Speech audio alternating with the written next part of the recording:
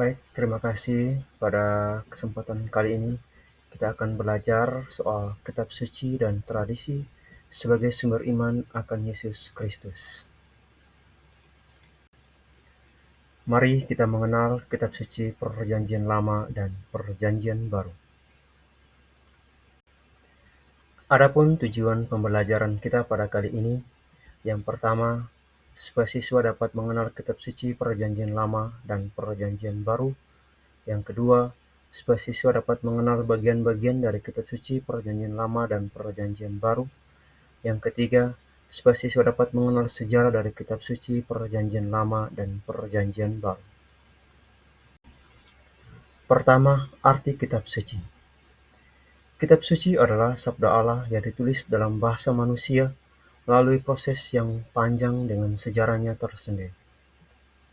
Kitab suci juga adalah sabda Allah karena isinya memberikan tentang sabda Allah melalui bahasa manusia. Artinya, lalu kitab suci itulah Allah berbicara dengan bahasa manusia, dengan perantaraan manusia yang menulisnya dan dengan cara manusia berbicara. Kitab suci Perjanjian Lama yang sekarang kita miliki pada mulanya diseringkan dari kumpulan cerita-cerita, pengalaman-pengalaman bangsa Israel dalam hubungannya dengan sejarah keselamatan. Salah satunya adalah terciptanya atau lahirnya manusia yang ditulis dalam kitab Kejadian, bab 2 ayat 7, ayat 18, ayat 21 sampai dengan 24. Perjanjian Lama secara garis besar sungguh mengisahkan tentang sejarah iman bangsa Israel yang dapat dibagi di dalam dua bagian, yaitu kisah prasejarah dan kisah sejarah. Kisah prasejarah. Kisah prasejarah merupakan kisah penciptaan alam semesta dengan segala isinya. Penciptaan manusia yang kemudian ditempatkan di Taman Eden. Manusia jatuh dalam dosa, kisah tentang Kain dan Habel, kisah air bah, sampai dengan Menara Babel. Yang kedua, kisah sejarah. Kisah sejarah merupakan kisah Abraham, Ishak, dan Yakub. Kisah bangsa Israel ke Mesir, memasuki tanah terjanji. Kisah zaman raja-raja sampai menjelang Yesus Kristus. Sejarah Abraham sampai dengan menjelang Yesus Kristus dimulai sekitar tahun 1800 sebelum Masehi sampai tahun 50 sebelum Masehi. Yang berikut periode kitab suci Perjanjian Lama yang dimulai dari awal sejarah Israel. Pertama, antara tahun 1800 sampai dengan 1600 sebelum Masehi. Pada masa ini merupakan zaman bapak-bapak bangsa, yaitu Abraham, Ishak, dan Yakub. Periode ini adalah awal sejarah bangsa Israel yang dimulai dari panggilan Abraham sampai dengan kisah tentang Yakub. Dalam tahun inilah bapak-bapak bangsa hidup. Sebagian kisah mereka tersimpan dalam kitab Kejadian 12 sampai dengan 50. Kisah ini kemudian diteruskan secara lisan secara turun-temurun. Yang kedua, antara tahun 1600 sampai dengan 1225 sebelum Masehi. Pada tahun ini merupakan kisah bangsa Israel mengungsi ke Mesir, perbudakan di Mesir, pembebasan dari Mesir, sampai perjanjian di Sinai. Kisah-kisah tersebut juga masih disampaikan secara lisan. Mungkin sekali dalam 10 perintah Allah, dalam rumusan yang pendek, sudah ditulis pada masa ini sebagai pedoman untuk hidup. Yang ketiga antara tahun 1225 sampai dengan 1030 sebelum Masehi. Pada masa ini merupakan masa perebutan tanah Kanaan dan zaman hakim-hakim. Pada periode ini, bangsa Israel merebut tanah Kanaan yang diyakini sebagai tanah terjanji di bawah pimpinan Yosua, dan kehidupan bangsa Israel di tanah yang baru di bawah para pimpinan tokoh yang digelar hakim. Hakim-hakim itu antara lain adalah Deborah, Simpson, dan sebagainya. Di samping cerita pada masa ini juga sudah terdapat beberapa hukum-hukum. Yang keempat, antara tahun 1030 sampai dengan 930 sebelum Masehi. Pada periode ini merupakan periode raja-raja. Pada periode ini, bangsa Israel memasuki tahap baru dalam kehidupan. Mereka mulai menganut sistem kerajaan yang diawali dengan Raja Saul, kemudian digantikan oleh Raja Daud, dan diteruskan oleh Raja Salomo putra Daud. Pada masa inilah bangsa Israel menjadi cukup terkenal dan disegani oleh bangsa-bangsa lain. Pada zaman Raja Saul, Daud dan Salomo, bagian-bagian kitab suci Perjanjian Lama mulai ditulis. Misalnya, kisah penciptaan manusia, manusia jatuh dalam dosa dan akibatnya, bawa-bawa bangsa, kisah para raja, dan beberapa bagian Mazmur dan hukum-hukum. Yang kelima antara tahun 930 sampai dengan 722 sebelum Masehi. Pada masa ini merupakan masa kerajaan Israel dan Yehuda. Sesudah Raja Salomo wafat, kerajaan Israel terpecah menjadi dua, yaitu kerajaan utara Israel dan kerajaan selatan Yehuda. Kerajaan utara hanya berlangsung sampai dengan tahun 722 sebelum Masehi. Pada periode ini dilanjutkan dengan penulisan kitab-kitab suci Perjanjian Lama yang melengkapi cerita-cerita kitab Taurat Musa serta beberapa tambahan hukum. Di samping itu juga, pada masa ini mulai muncul pewartaan para nabi dan kisah para nabi seperti Elia dan Elisa, Hosea dan Amos. Beberapa bagian pewartaan para nabi mulai ditulis.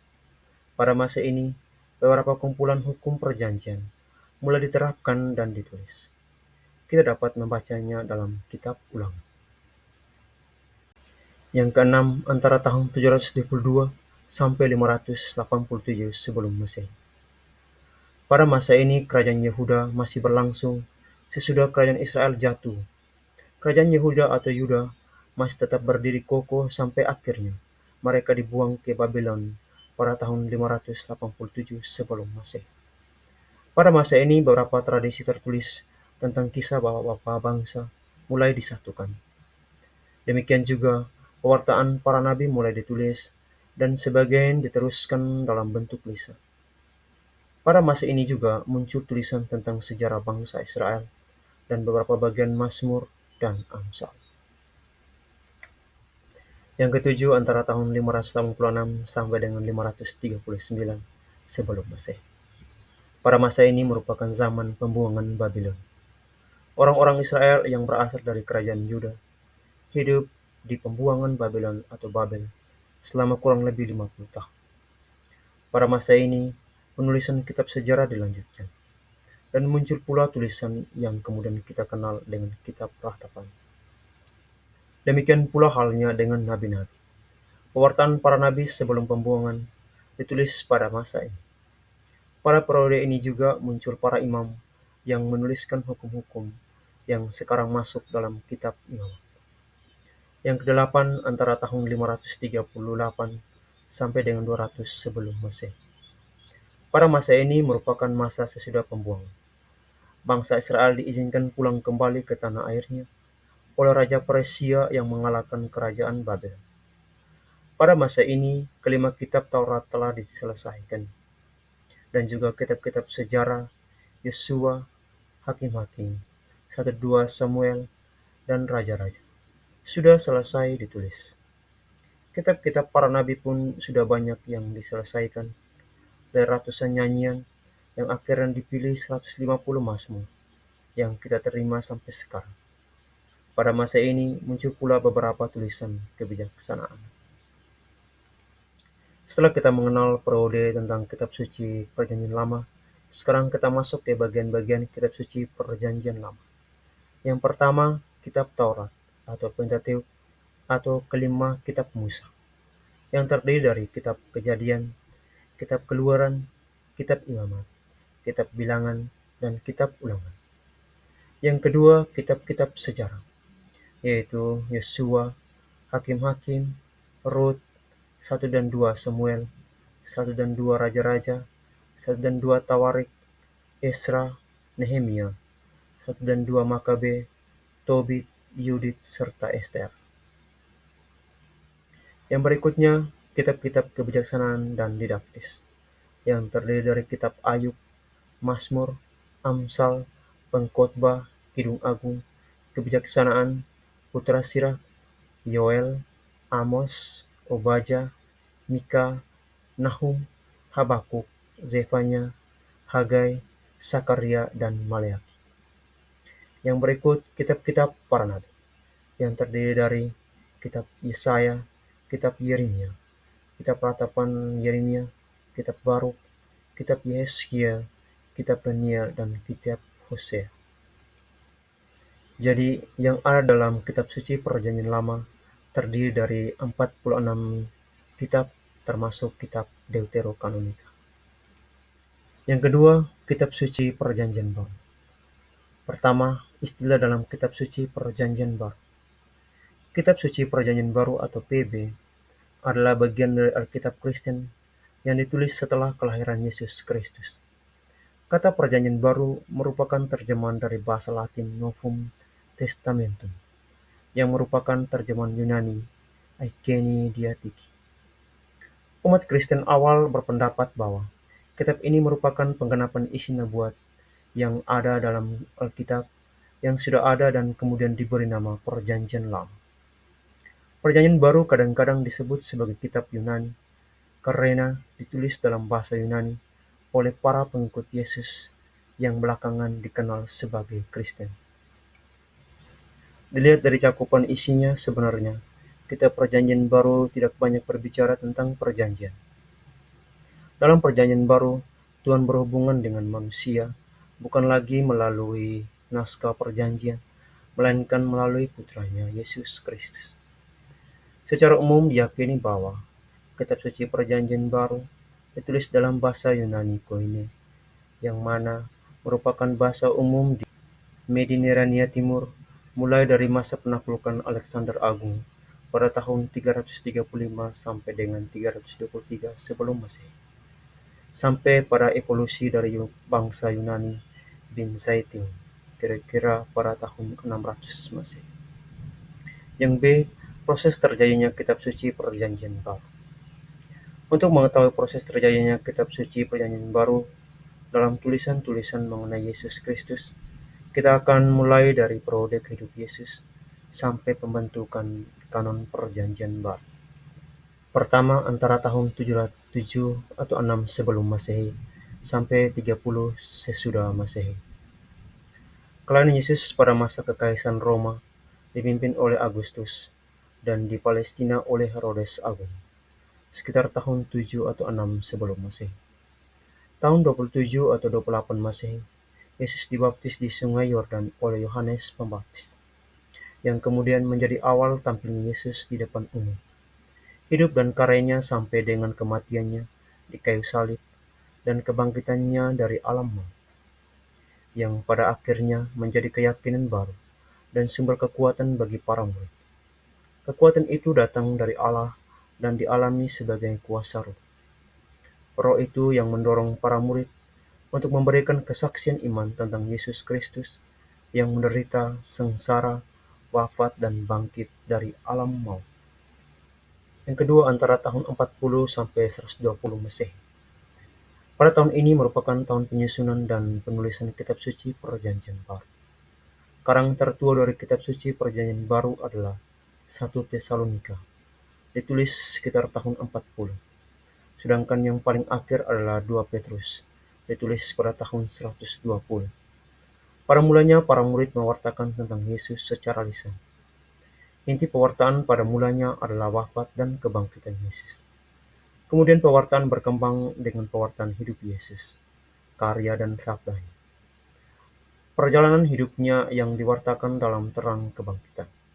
Karena kebangkitan Kristus merupakan dasar dari iman kepada Yesus Kristus, yang berkembang menjadi komunitas-komunitas perlu dibina dan terus dikembangkan. Sementara para saksi mata jumlahnya terbatas, maka mulailah ditulis pokok-pokok iman yang penting, seperti kisah kebangkitan, sengsara, sabda, dan karya Yesus, dengan maksud untuk membina perkembangan iman komunitas atau jemaat.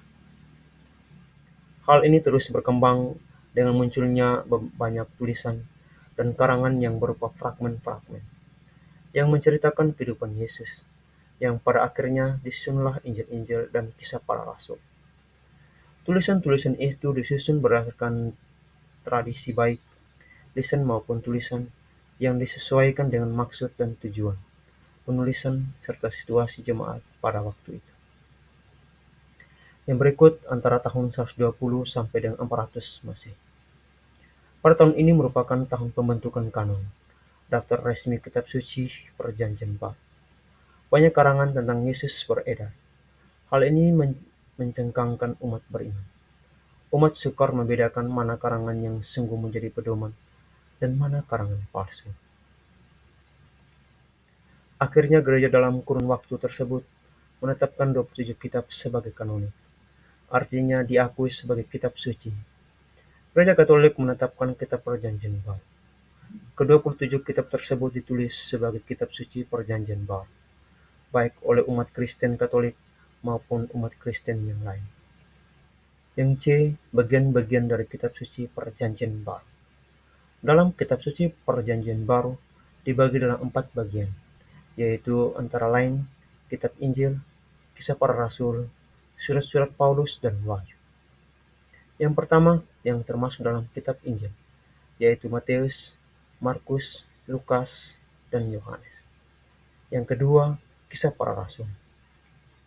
Yang ketiga, surat-surat Paulus, yang terdiri dari surat kepada umat di Roma, 1 Korintus, 2 Korintus, Galatia, Efesius, Filipi, Kolose, 1 Tesalonika, 2 Tesalonika, 1 Timotius, 2 Timotius, Titus, Filemon, Ibrani, Yakub, 1 Petrus, 2 Petrus, 1 Yohanes, 2 Yohanes, 3 Yohanes, dan kitab Yudas.